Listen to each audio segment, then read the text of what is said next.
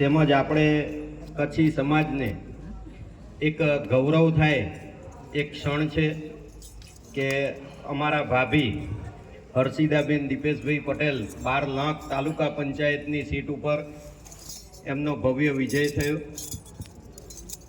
ને એમાં આપ સર્વે ખૂબ સાથ અને સહકાર આપ્યો.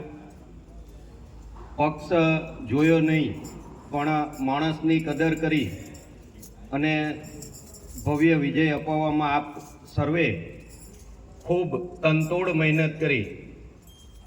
કહેવાય કે આકરા તાપની અંદર પણ પ્રચાર કરવા માટે બહેનોને જ્યારે કીધું ત્યારે, યુવાનોને જ્યારે કીધું ત્યારે એક દેસાઈપુરા ક્ષણ માટે લગભગ આપણા ગામને આમ તો અમે શતાબ્દી વર્ષ ઉજવવાનું છે.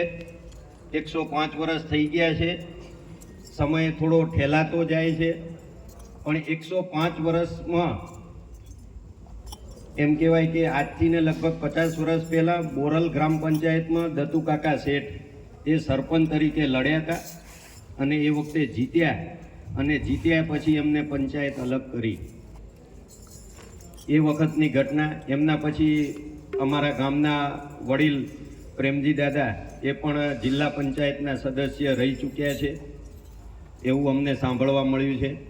કારણ કે ઇલેક્શન એ આપણા માટે નવો વિષય હતો કે ક્યારે આપણે લડેલા નહોતા એટલે ઇલેક્શન આપણા માટે નવો વિષય હતો ને એમાં આપણે પાર પડ્યા ને ખૂબ બધાએ સાથને સહકાર આપ્યો છે.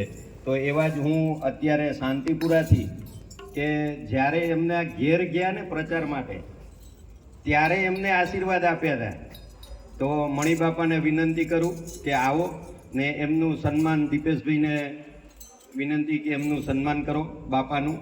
કે આપને ખૂબ જ્યારે અમે ગયા ત્યારે એમ કહેતા હતા, આ ક્ષત્રિય ભાઈઓ પણ અહીંયા આવ્યા છે, એમને શું કહેતા હતા બાપો, એની ક્લિપ મારી જોડે છે, હું એ કહી દેતો એ વાંધો નહીં, નહીં તો ક્લિપથી સંભળાવું કે અત્યાર સુધી અમે તમને સપોર્ટ કર્યો છે, અત્યાર સુધી અમે તમને સપોર્ટ કર્યો છે, પણ આજે તમે અમારા ભાઈને ભેગા લઈને આવ્યા છો એનો વિશેષ આનંદ છે એવું બાપાએ એ વખતે કીધું હતું. બાપા માટે જોરદાર તાળીઓના ગડગડાટ.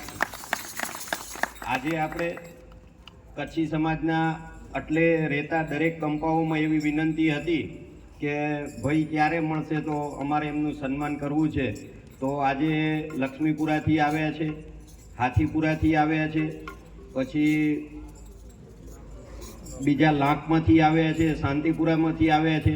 તો એક આ અભિવાદન સમારોહ એટલે અમે તમારું અભિવાદન કરીએ કે તમે અમને સાથને સહકાર આપ્યો એટલે આ વિજય થયો છે. તો મણિબાપાને વિનંતી કરું, મણિબાપા આવો તમે.